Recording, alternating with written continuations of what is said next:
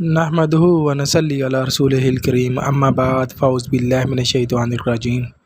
بسم اللہ الرحمن الرحیم۔ شروع اللہ کے نام سے جو بڑا مہربان نہایت رحم کرنے والا ہے۔ آج جس موضوع پر ہم بات کریں گے اس کا عنوان ہے کہ اللہ تعالیٰ ظالم کے ساتھ کیا کرتا ہے۔ حدیث کے حوالے سے ہم بات کریں گے۔ رسول اللہ صلی اللہ علیہ وسلم نے ارشاد فرمایا کہ اللہ تعالیٰ پہلے تو ظالم کو مہلت دیتا رہتا ہے، پھر جب اسے پکڑتا ہے تو پھر کوئی گنجائش نہیں دیتا۔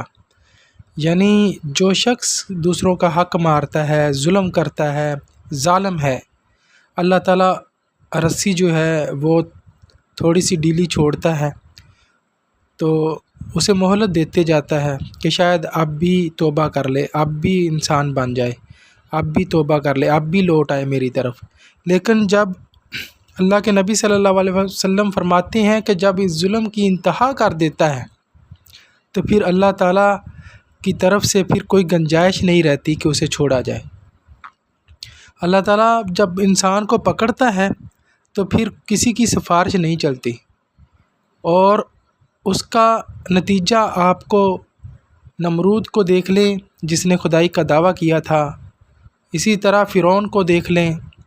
جتنے بھی یزید کو دیکھ لیں، جتنے بھی لوگ اس جو ظالم تھے اس دور میں گزرے ہیں، جو بھی آپ سب نے دیکھا ہوگا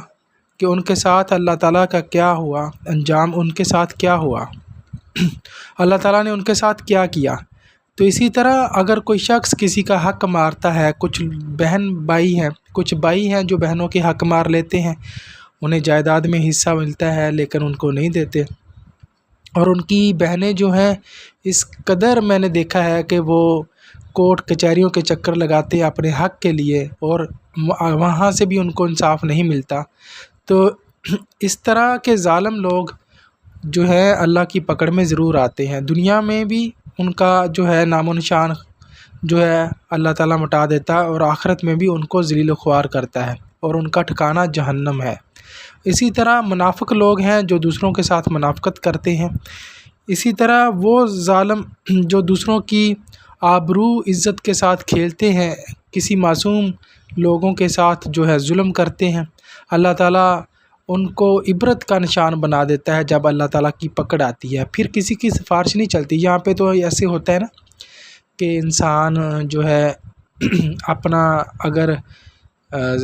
بہت دولت ہے اس کے پاس تو وکیل کر لیتا ہے، اور یہاں تک کہ اگر کوئی زیادہ دولت مند ہے تو وہ جج ہی خرید لیتا ہے۔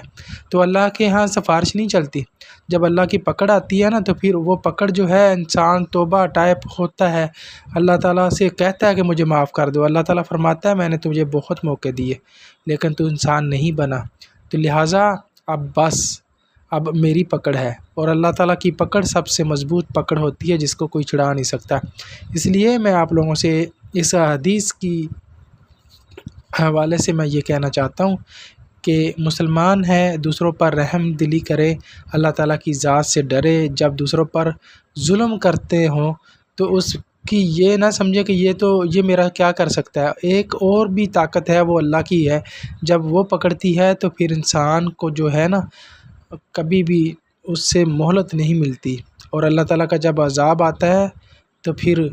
جو ہے انسان کے پاس کوئی موقع نہیں ملتا، اسے کوئی چھڑا نہیں سکتا۔ تو یہ حضرت موسیٰ علیہ السلام نے جب دریا پار کیا تو حضرت موسیٰ علیہ السلام دریا پار کر کے نکل گئے، اور جو فرعون تھے وہ اس غرق ہو گئے اس دریائے نیل میں، آج بھی اس کی لاش پڑی ہے۔ تو یہ اللہ تعالیٰ کی پکڑ ہے، اور اللہ تعالیٰ نے واضح طور پر قرآن مجید میں بہت سارے واقعات ہیں جو انسان جو ہے اللہ تعالیٰ فرماتا ہے عقل والوں کے لیے نشانیاں ہیں، لہٰذا ترجمے کے ساتھ قرآن مجید کو پڑھا کرو۔ اور اللہ تعالیٰ فرماتا ہے کہ جو ایمان والے ہوتے ہیں ان کا دل ڈر جاتا ہے، جب کوئی بھی گناہ کرتے ہیں نا، گناہ کرنے سے پہلے وہ اتنی خوف الہی سے ڈرتے ہیں کہ ان کی طاقت، ان کے ہاتھ کانپتے ہیں،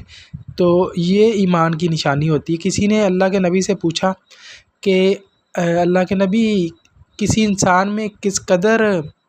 ایمان ہے ہمیں کیسے پتہ چلے گا؟ تو اللہ کے نبی نے فرمایا کہ ایمان کی طاقت ہر مسلمان میں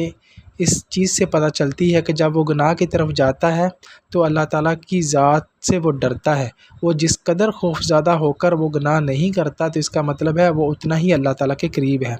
دعا ہے اللہ تعالیٰ ہمیں سمجھنے کی توفیق عطا فرمائے، اور ہمیشہ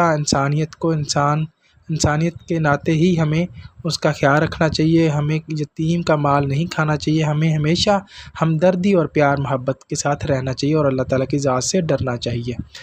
اپنا ڈھیر سارا خیال رکھیے گا۔ اللہ حافظ۔